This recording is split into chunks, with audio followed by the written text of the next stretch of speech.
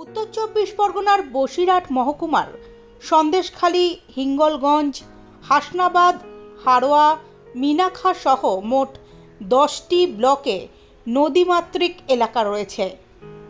প্রাকৃতিক বিপর্যয়ের আগাম সতর্কবার্তা দেওয়ার পরে রীতিমতো আতঙ্কিত হয়ে পড়ে সুন্দরবনবাসী।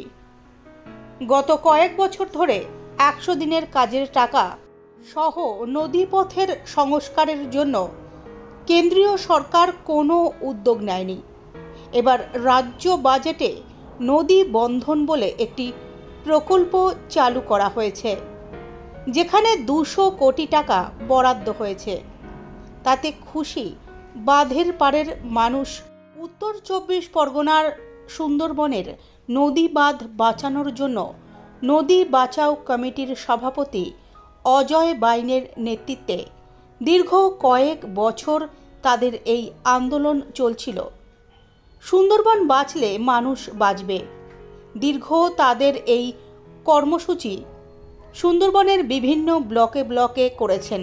আমরা সুন্দরবন নদী বাঁধ জীবন জীবিকা রক্ষা কমিটির পক্ষ থেকে সুন্দরবনের বিস্তীর্ণ এলাকায় যে রাস্তাগুলো, নদী বাঁধগুলো যে ভগ্নদশা, তা স্থায়ী বাঁধ নির্মাণ এবং সুউচ্চ স্থায়ী বাঁধ নির্মাণ ও কনক্রিটে করার দাবিতে দীর্ঘদিন ধরে আন্দোলন চালিয়ে আসছে।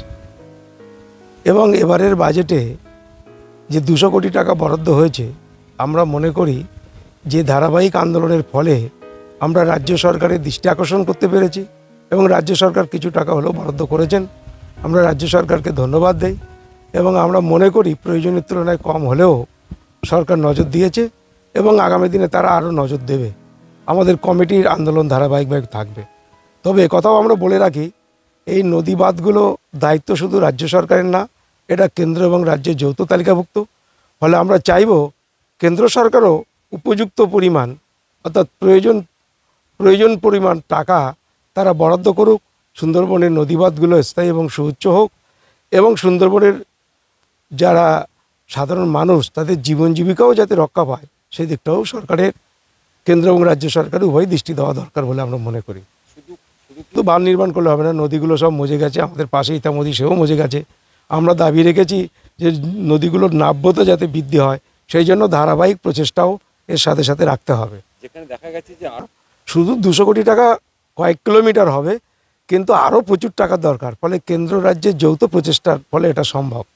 এবং আমরা মনে করি শুধু এইটুকুই না, আজকে সুন্দরবনের বিস্তীর্ণ এলাকায় নদীগুলো মজে যাওয়ার মূল কারণ হচ্ছে যত্রতত্র মেছোঘেরি হচ্ছে, যত্রতত্র জঙ্গল কাটা হচ্ছে।